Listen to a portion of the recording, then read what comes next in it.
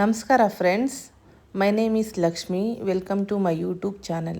ಇವತ್ತಿನ ರೆಸಿಪಿ ಬಂದು ತರಕಾರಿ ಪಲ್ಯ, ವೆಜಿಟೇಬಲ್ಸ್ ಪಲ್ಯ. ತುಂಬ ಚೆನ್ನಾಗಿರುತ್ತೆ, ಟೇಸ್ಟಿಯಾಗಿರುತ್ತೆ ಮತ್ತು ತುಂಬ ಹೆಲ್ದಿ ಇದು ಮತ್ತು ಈಸಿಯಾಗಿ ಮಾಡ್ಕೋಬೋದು. ಇದಕ್ಕೆ ಬೇಕಾಗಿರುವಂಥ ಪದಾರ್ಥ 4 ಥರ ವೆಜಿಟೇಬಲ್ಸ್ ಹಾಕ್ಕೊಂಡಿದ್ದೀನಿ.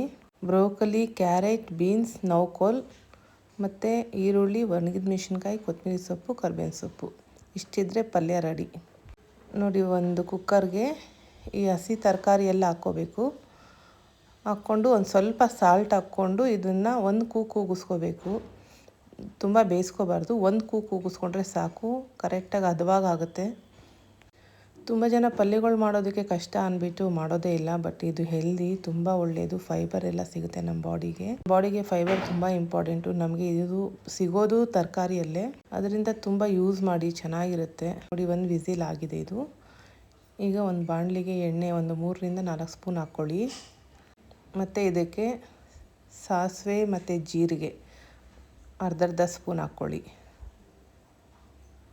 ಸ್ವಲ್ಪ ಎಣ್ಣೆಯಲ್ಲಿ ಫ್ರೈ ಆಗಲಿ. ಇದಕ್ಕೆ ಕರಿಬೇವಿನ ಸೊಪ್ಪು ಮತ್ತು ಈರುಳ್ಳಿ, ಒಣಗಿದ ಮೆಣಸಿನ್ಕಾಯಿ ಒಂದು 4ರಿಂದ 5 ಹಾಕ್ಕೊಳ್ಳಿ. ನಾನು ಆಲ್ಮೋಸ್ಟ್ ಜಾಸ್ತಿ ಒಣಗಿದ ಮೆಣಸಿನ್ಕಾಯಿನ ಯೂಸ್ ಮಾಡ್ತೀನಿ. ಅದು ತುಂಬ ಒಳ್ಳೆಯದು, ಗ್ಯಾಸ್ಟ್ರಿಕ್ಸ್ ಎಲ್ಲ ಆಗೋದಿಲ್ಲ. ಹಸಿಮೆಣಸಿನ್ಕಾಯಿ ಯೂಸ್ ಮಾಡೋದ್ರಿಂದ ತುಂಬ ಜನಕ್ಕೆ ಆಗೋದಿಲ್ಲ ಅದು. ಅದರಿಂದ ನಮ್ಮ ಮನೇಲೂ ಅಷ್ಟೇ ಒಣಗಿದ ಮೆಣಸಿನ್ಕಾಯಿ ಜಾಸ್ತಿ ಯೂಸ್ ಮಾಡ್ತೀನಿ. ನೋಡಿ, ಸ್ವಲ್ಪ ಫ್ರೈ ಮಾಡ್ಕೊಳ್ಳಿ. ತುಂಬ ಈಸಿ ಮೆಥಡಲ್ಲಿ ಮಾಡ್ಕೋಬೋದು, ತುಂಬ ಬೇಗನೂ ಆಗುತ್ತೆ. ಇದು ಸ್ವಲ್ಪ ಫ್ರೈ ಆಗಲಿ. ಸ್ವಲ್ಪ ಸಾಲ್ಟ್ ಹಾಕ್ಕೊಳ್ಳಿ.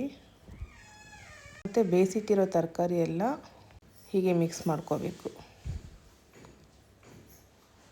ಇಷ್ಟೇ ಫ್ರೆಂಡ್ಸ್, ಈಸಿಯಾಗಿ ಮಾಡ್ಬೋದು. ನೋಡಿ, ಈ ಥರ ಸ್ವಲ್ಪ ಮಿಕ್ಸ್ ಮಾಡಿಕೊಂಡು ಅದಕ್ಕೆ ಒಂದು ಸ್ವಲ್ಪ ಕೊತ್ತಂಬರಿ ಸೊಪ್ಪು ಆ್ಯಡ್ ಮಾಡ್ಕೊಳ್ಳಿ.